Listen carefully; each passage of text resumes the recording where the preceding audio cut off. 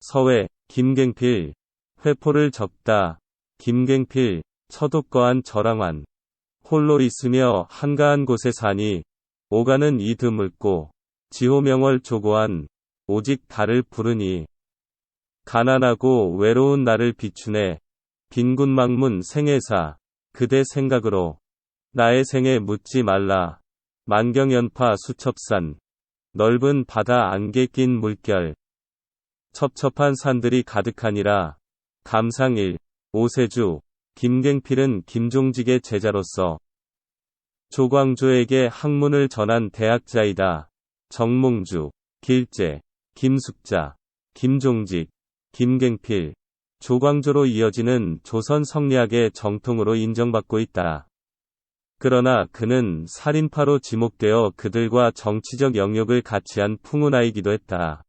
그는 무오사회의 연관으로 극형에 처해졌으나 중종반정 후 신원되어 우의정에 추증되었다. 이 시는 그의 정치적 좌절기에 지어진 것으로 생각된다. 1구를 보자. 처독거한 저랑환. 홀로 있으며 한가한 곳에 사니. 오가는 이 드물고. 독처는 사람을 피하여 혼자 있음을 뜻한다. 거하는 이를 피하여 한가히 살아감을 뜻한다. 저랑환은 오고감이 없음을 뜻한다. 작가는 사람을 피하여 혼자 있다고 한다. 왜 작가가 사람을 피하는가 자세히는 알 수 없다. 아마도 사람들은 불필요하거나 부질없는 일을 하는 경우가 많다. 또 다른 경우는 사람으로부터 심각한 충격이나 피해를 당한 경우다. 작가의 경우는 어떠한 경우인지 아직은 알 수 없다. 또 작가는 한가한 일에 처한다고 한다. 세상일이란 대부분 이익을 목적으로 경쟁을 한다. 그래서 한가하게 살기란 쉽지가 않다. 경쟁은 상호간 견제와 비방도 따른다. 견제와 비방에서 오는 스트레스와 무리함에서 오는 신체적 정신적 질병도 발생한다. 그래도 사람은 하던 일을 그만두지 못한다. 삶이 우리를 쫓고 있다. 평범한 인간은 병이 난 뒤에야 어쩔 수 없어 중단한다. 그렇지 아니한 경우 한가함의 선택은 결단과 용기가 필요하다. 결단과 용기는 신념에 의한 가치관에 의존한다. 그러나 또 하나의 문제는 남는다.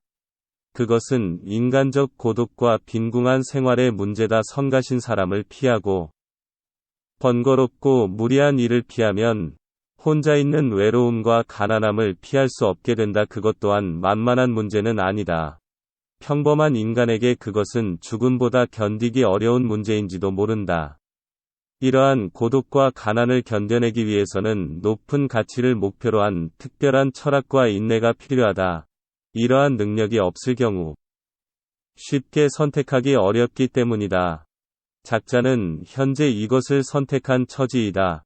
여기서는 작자가 관계를 떠나 사람이 없는 한적한 곳에 산다는 사실과 한적한 곳에 사는 관계로 자신이 잊혀져 이제는 찾아오는 사람도 아무도 없는 외로운 처지임을 드러내고 있다. 이 구를 보자. 지호명월 조고한. 오직 달을 부르니. 가난하고 외로운 나를 비추네.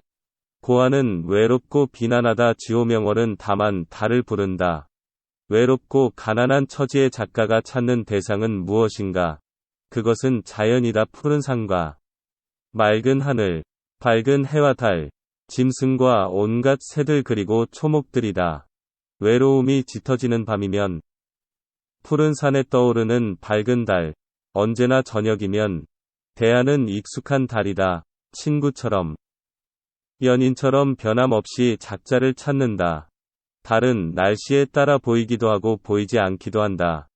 이는 나를 찾아오는 친구처럼 살아있는 존재로 느껴지기도 할 것이다. 달은 더 밝기도 하고 덜 밝기도 한다. 이는 사람의 나를 대하는 태도나 표정의 변화 같기도 하다. 대체로 달이 나를 찾아오는 경우가 많지만 어떤 경우는 내가 먼저 달을 찾는 경우도 있다. 너무 외로운 날 내가 달을 부르니 달은 곧 다가와 외롭고 가난한 나를 비춘다. 나의 마음을 알고 있는 듯 나를 위로나 하려는 듯이 말이다. 왜 그렇게 외로워 보이고 가난해 보이는지 물어보기라도 하려는 듯이 달은 더 가까이 다가와 빛을 밝게 비치는 것 같다는 것이다. 여기서는 작가가 인간 사회를 떠나 사는 철저한 외로움이 드러난다. 오직 산과 달만이 친구처럼 느껴지는 것이다. 일구가 외면적 자연적 외로움의 묘사라면 여기서는 심리적 정신적 외로움이 표현되고 있다. 3구를 보자. 빈군막문 생애사. 그대 생각으로. 나의 생애 묻지 말라. 빈군은 그대 생각에 근거하여. 즉 그대 마음대로라는 뜻이다. 여기서 구는 달을 위인화한 것이다. 막문은 묻지 말아라. 생애사는 평생에 겪은 일. 순진하기까지 한 그대의 단순한 호기심 어린 생각으로. 나에게 왜냐고 라고 묻지 말라. 왜 그렇게 외롭게 보이는지. 어째서 그렇게 궁색해 보이는가를 말이다.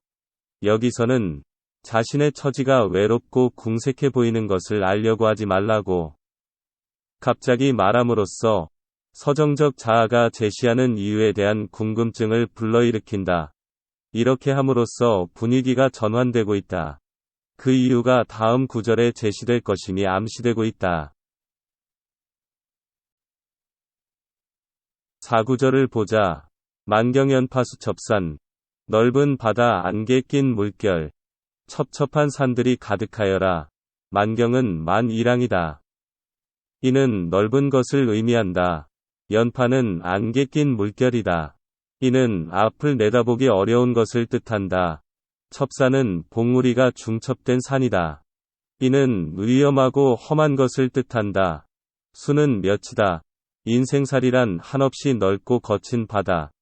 그 바다에 안개 낀 물결을 걷는 것과 같고, 봉우리가 중첩된 깊고도 험한 여러 산길을 지나는 것과 같다는 것이다. 그렇게 어렵고 위험하고 거친 곳이라는 뜻인 것이다. 도처에 위험이 깔려있고 또 그러한 위험이 언제 본인에게 닥쳐오는지도 모르는 곳이라는 것이다. 온갖 위험한 것이 가득한 예측불허의 거친 들판. 황야의 텍사스라는 것이다. 오늘의 동지가 내일의 적이 되고 오늘의 적이 내일의 동지가 된다. 불타는 욕심과 질긴 질투심에 몸이 쫓기고 끝없는 경쟁에 심신이 지치고 마음에 병이 생기는 아비규환의 생지옥이다. 그래서 나는 외로움과 가난함이라는 대가를 지불하고 이 산속에 스스로 안기어 한적한 자연과 더불어 살기를 택한 것이라는 서정적 자아의 심경을 보이고 있다. 이 시는 학문으로 다진 저사로서의 확고한 인생 철학이 드러나고 있다. 눈앞의 저급한 부귀영화보다는 한적하고 여유로운 내면의 추구가 더 나은 삶이며 자신은 스스로 더 나은 삶을 선택하여 살고 있다고 이 시를 지어서 보여주고 있다. 이 시는 우리로 하여금 각자의 인생 마당에 은은한 대나무밭을 만들 것인가, 향기로운 꽃밭을 만들 것인가, 진수성찬의 연회장을 만들 것인가를 깊이 생각해보는 기회를 갖게 한다.